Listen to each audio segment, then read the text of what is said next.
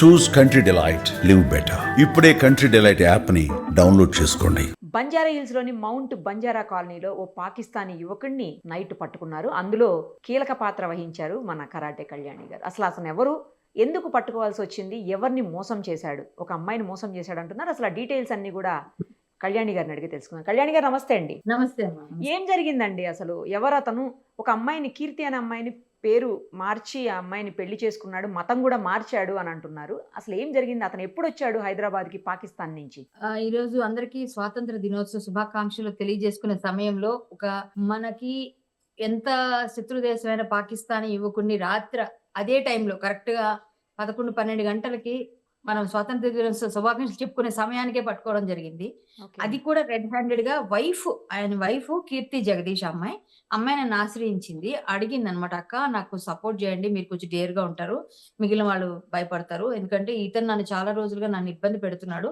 నాకు మ్యారేజ్ అయ్యి 10 years అయింది అతనితో. నాకు ముందు మ్యారేజ్ అయింది, డివోర్స్ అయింది. ఆ డివోర్స్ అయినాక నాకు దగ్గర అయ్యాడు. ఒక పాప ఉంది, అయినప్పటికీ నన్ను పెళ్లి చేసుకుంటానని పెళ్లి చేసుకున్నాడు. చేసుకున్న తర్వాత ఇప్పుడు నన్ను ఇబ్బంది పెడుతూ 10 years తర్వాత ఒక బాబు పుట్టి 7 years బాబు ఇప్పుడు నన్ను ఇబ్బంది పెడుతున్నాడు. నన్ను అనేక విధాలుగా నాకు 20-30 lakhs తీసుకున్నాడు. ఇదిగో నా చార్ట్స్ చూడండి, వాళ్ళిద్దరు ఆమెను కూడా కొడుతున్నాడు అని చార్ట్స్ కూడా ఉన్నాయి నా దగ్గర. ఇప్పుడు అతను ఎవరినైనా ఇలానే చేస్తాడు. వాళ్ళు పాకిస్తాన్ నుంచి మైగ్రేట్ అయ్యారు. వాళ్ళ ఫ్యామిలీలో కొంతమందికి ఇక్కడ సిటిజన్షిప్ వచ్చింది, కొంతమందికి రాలేదు. వచ్చారా అండి అయితే హైదరాబాద్ కి? వాళ్ళ మదర్ ఒక 5 children అనుకుంటా వచ్చేసారు మొత్తం. ఇక్కడ సెట్ అయ్యారు, ఇక్కడ పిల్లలు చేస్తున్నారు, అన్ని చేసుకుంటారు. ఇదన్నమాట పరిస్థితి. కాబట్టి మనం అందరం కలిసి ఏదైనా చేద్దాము, మీరు నాకు హెల్ప్ చేయండి అని అడిగింది. సరే అమ్మా అని ముందు రోజు అనుకున్నాము. కాకపోతే నైట్ టైం పోలీస్ స్టేషన్ లో అమ్మాయిని పెట్టారు అంటే, అమ్మాయి రెడ్ హ్యాండెడ్ పట్టుకోవాలంటే అబ్బాయి ఎక్కడికో వెళ్ళిపోయాడు. ఆ రోజు అవ్వలేదు. నెక్స్ట్ డే మేము వెళ్ళాము. వెళ్ళేసరికి పోలీసులకి ఎంత ఫోన్ చేసినా పోలీసులు మా జ్యూరిడిక్షన్ కాదని తెగ తిప్పారు మమ్మల్ని. అన్ని జ్యూరిడిక్షన్లు తిరిగిన తర్వాత సంజయ్ సారు పాపం ఏసీపీ సంజయ్ గారు ఖైరతాబాద్ ఆయన బాగా సపోర్ట్ చేసి మొత్తం అందరినీ సీఏ గారిని అందరిని పెట్టి అక్కడ పెట్టిన తర్వాత వీళ్ళకి పంపించి 100 డైల్ చేసి తర్వాత సీఐ గారికి ఏసీపీ గారు మీటింగ్ లో ఉన్నారు. తర్వాత వాళ్ళు వచ్చారు. ఎలాగో వాళ్ళకు ఉంటుంది కదా ఈ రోజు పరేడ్ అంతా.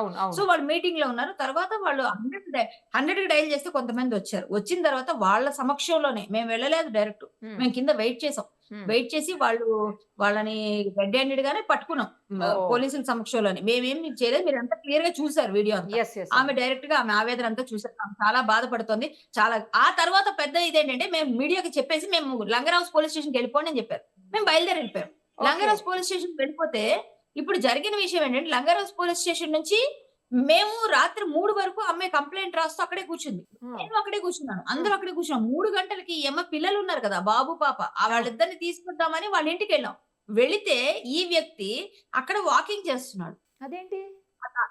మరి పోలీసులు పట్టుకున్నారు కదా, మా కళ్ళ ముందే తీసుకెళ్లారు కదా, మళ్ళీ ఎలా వచ్చాడు మరి? అది మాకు తెలియదు.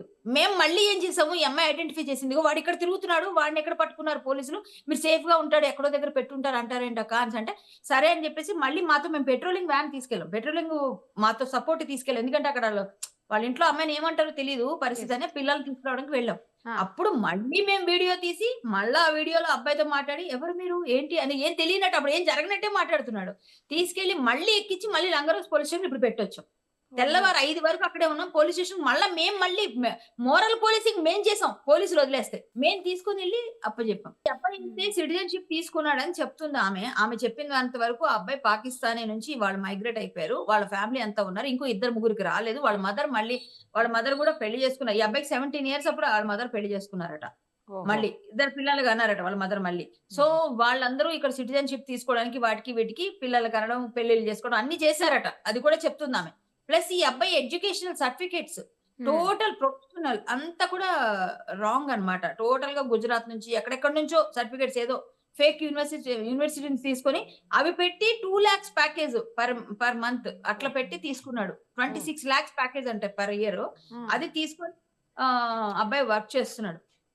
అంటే ఇవన్నీ కూడా ఫేక్, ఇవన్నీ కూడా మోసాలే. ప్లస్ ఈ అమ్మాయిని కొట్టడం, తిట్టడం, 20-30 lakhs తీసుకోవడం. ప్లస్ ఆ అమ్మాయి కూతురు ఉంది కదా, ఫస్ట్ మ్యారేజ్ అయింది కదా, డైవర్స్ తీసుకొని ఇతను చేసుకుంది కదా, ఆమెను కూడా బలవంత మత మార్పిడి చేసి ఆమెకు కూడా బురక వేసాడు, ఆమెకు కూడా పేరు మార్చాడు.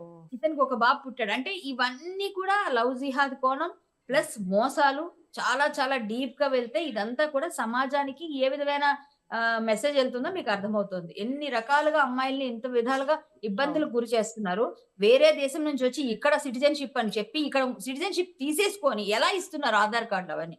ఓకే. అబ్బాయి ఎక్కడో బర్త్ సర్టిఫికేట్ ఉంది. అది ఇది అని ఎవరో ఇంతకుముందు ఫోను చేసి చెప్తున్నారు. అవెంతసేపండి తీసుకొస్తారు. అవి కూడా రియలో ఫేకో అండి మనకు తెలియదు కదా.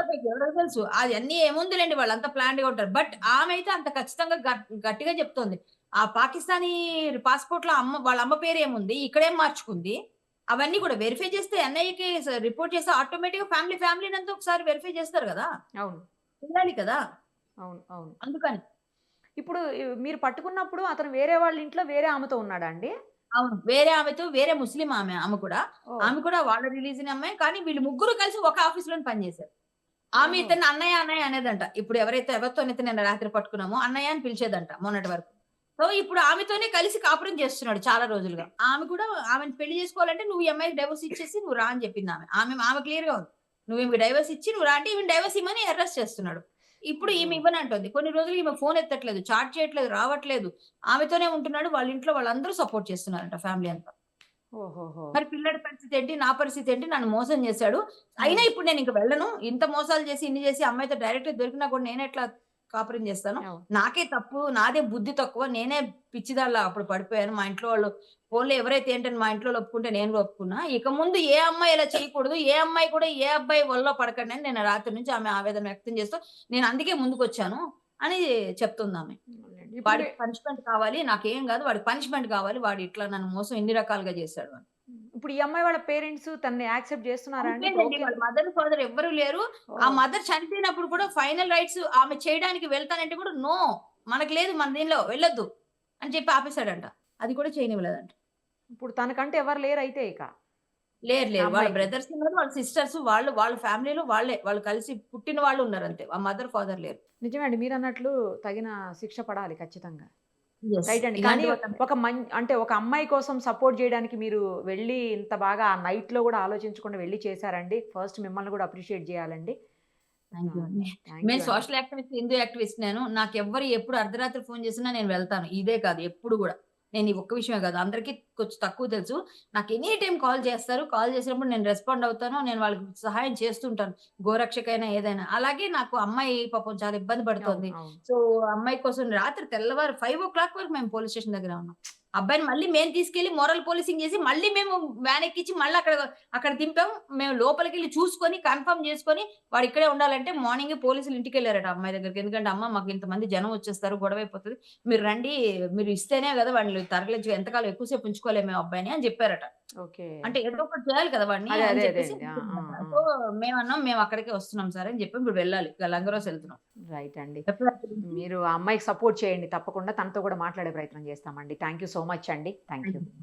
సుమన్ టీవీలో మీ పర్సనల్ అండ్ బిజినెస్ ప్రమోషన్స్ కోసం కింది నెంబర్కి కాంటాక్ట్ చేయండి.